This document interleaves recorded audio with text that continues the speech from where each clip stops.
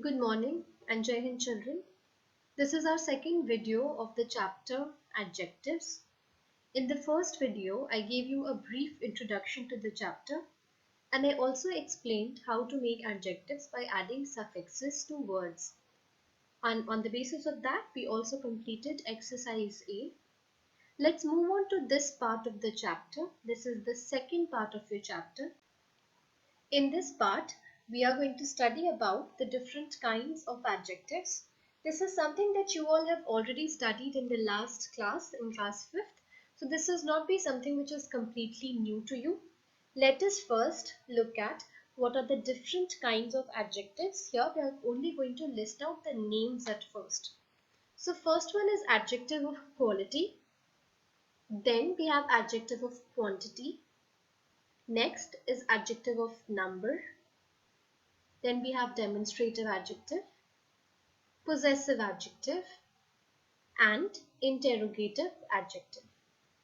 In our video today, we are going to discuss the first four, which is quality, quantity, number, and demonstrative. We are going to study the first four adjectives in details, and in the last video, we will study the fifth and the sixth one. Let us first move on to adjective of quality. An adjective of quality tells us about the quality of a person or a thing. So it is as simple as the name suggests, that it talks about the qualities of a person or a thing for which it is used. We'll try to understand this with the help of examples. First one is, she is a sincere worker. She is a sincere worker. Here we are talking about a girl who is a sincere worker. Her quality is sincere, that she is sincere.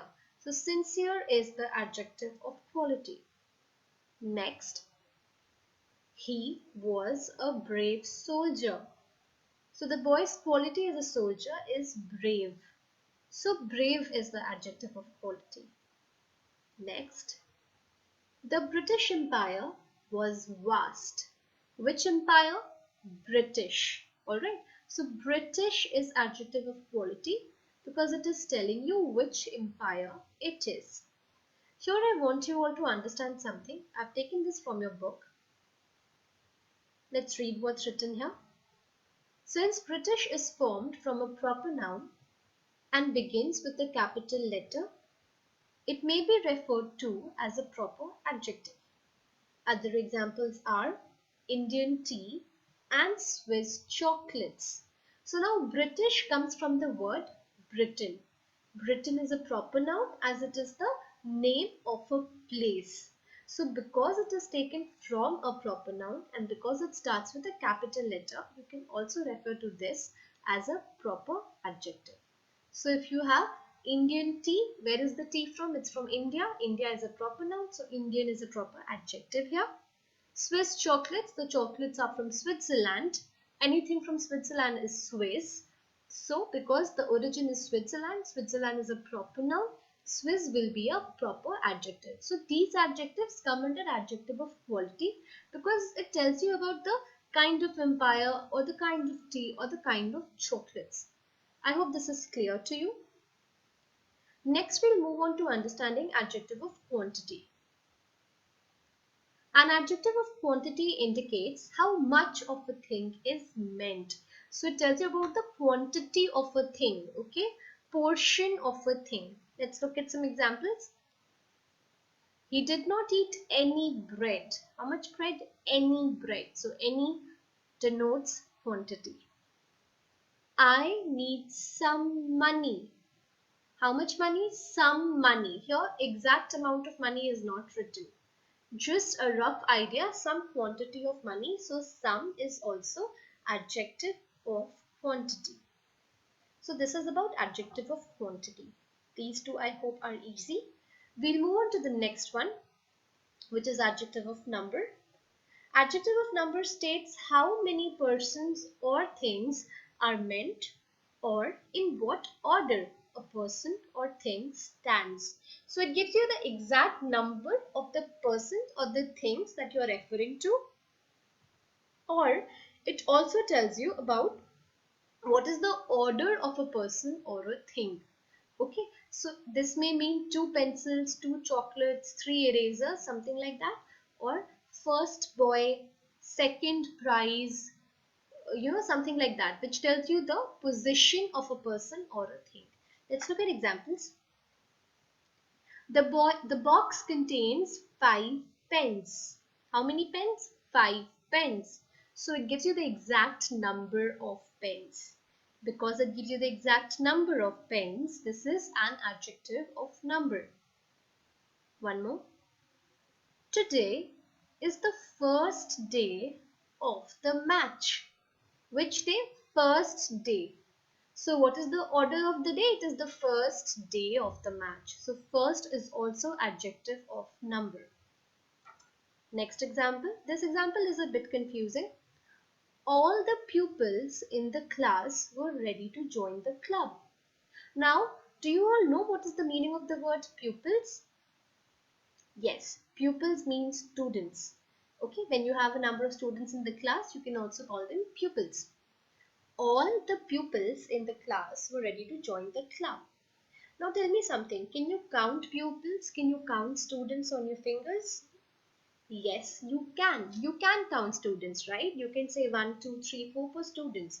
Because you can count students, that is why here all is an adjective of number. So whenever the noun is something that you can count, that is, if the noun is a countable noun, the adjective will be adjective of number. Now, in some cases, all can also be used as an adjective of quantity. Now you must be thinking that here all is an adjective of number, so how can it be adjective of quantity? Yes, so children, an adjective can be an adjective of number as well as an adjective of quantity, but that completely depends on the noun for which it is being used. So in the next slide, I'm going to explain to you how can an adjective be quantity as well as for a number as well. Okay. Let's look at these sentences. There are two sentences I'm going to flash to you. This is the first one. This is we have sufficient flour. So you know what is flour? Flour is something with which your mother makes chapatis at home. So we have sufficient flour. Sufficient means enough. So it gives you an idea about the quantity of the flour. So sufficient is an adjective. Let's look at one more example. We have sufficient pens. That means we have enough pens. That means we have enough number of pens. Okay. Now, both of these two sentences are using the adjective sufficient. But in one of these, sufficient is adjective of quantity, and in the other one, sufficient is adjective of number. Let us understand how will we determine that. Let's look at the first one. Here, flour is the noun for which the adjective sufficient is used. Sufficient is the adjective, that is why I have underlined it with pink. So flour is the noun for which the adjective sufficient is used. Now ask yourself, can you count flour? Can you count flour like 1, 2, 3? No, you cannot. You can say 1 kilo or 2 kilo of flours. But you cannot say 1, 2, 3 for flour, right? So because you cannot count it, sufficient is going to be an adjective of quantity. So what is my clue here? If you cannot count the noun, then the adjective will be adjective of quantity. Now look at the next sentence. We have sufficient pens. Here, pens is the noun. Now can you count pens? Yes, you can count pens.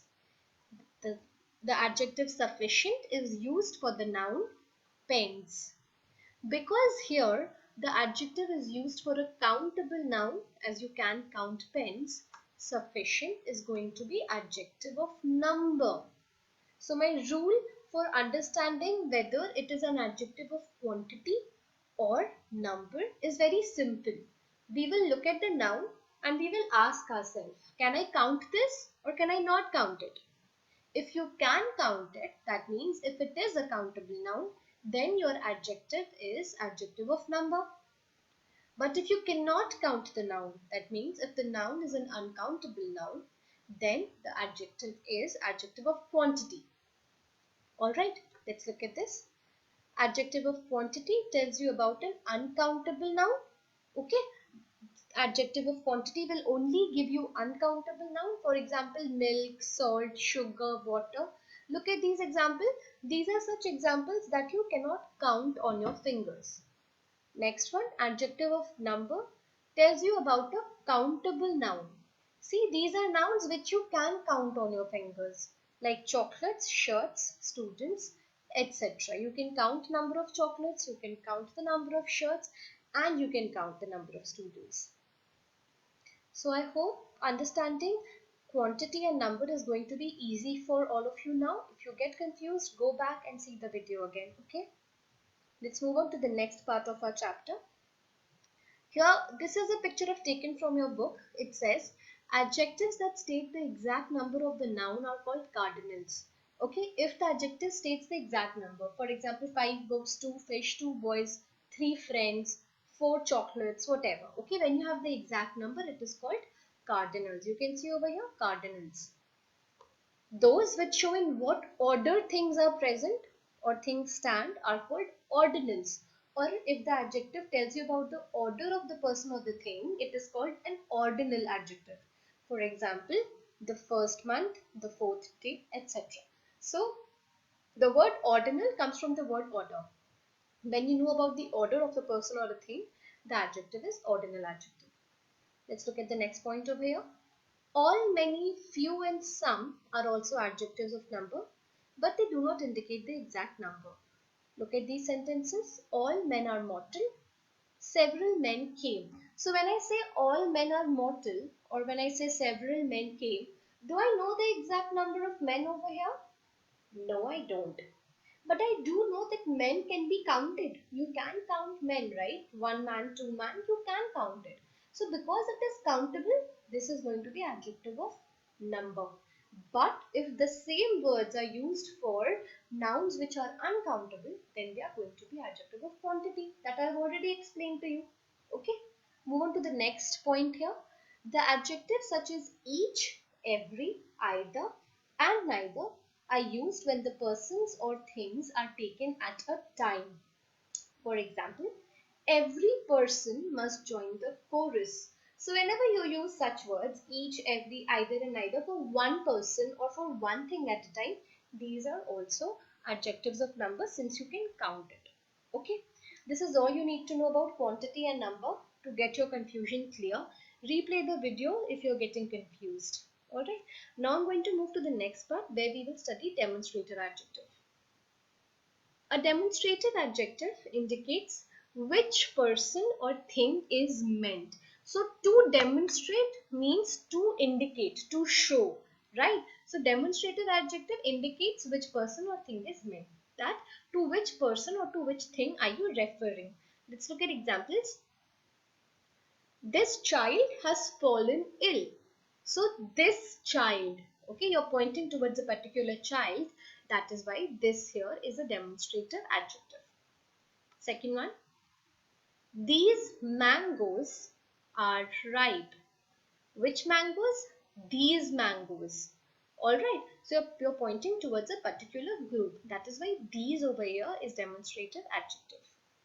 The words this, that, these, those point to nouns and hence they are demonstrative adjectives.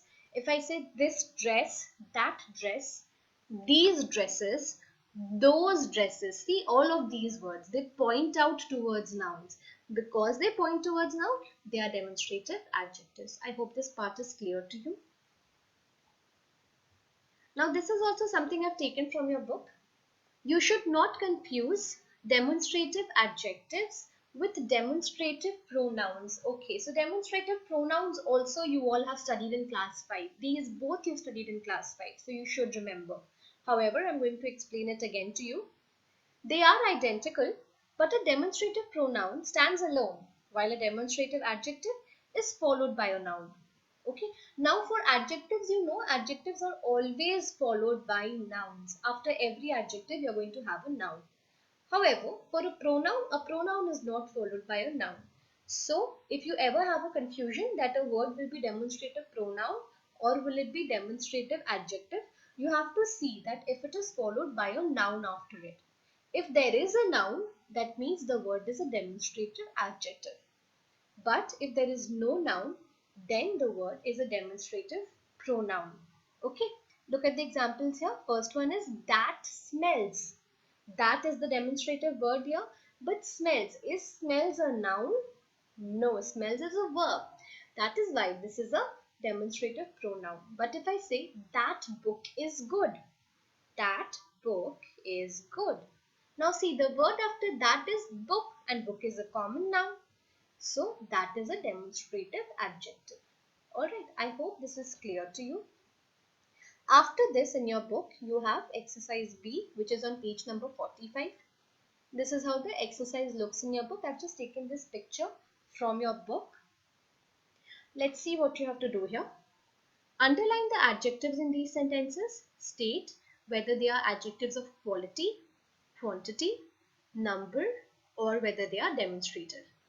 Also indicate the nouns which they describe. So here they are asking you to underline the adjective. You have to say whether it is quality, quantity, number, or demonstrative. You have already understood these 4 kinds of adjectives. And you also have to indicate the nouns which they are describing. So how we'll do? We are going to underline the adjectives and we are going to circle the noun. For now, I want you all to do this in your rough notebook. Nobody will do this in the book or in your English 1 copy. Please use your rough notebook. Try to identify the noun and also classify the kind of the different adjectives over here. Okay, do this in your rough copy. Do not do it in your fair copy right now. When we meet again in the next class, I will discuss the answers with you. That's all for today. Thank you.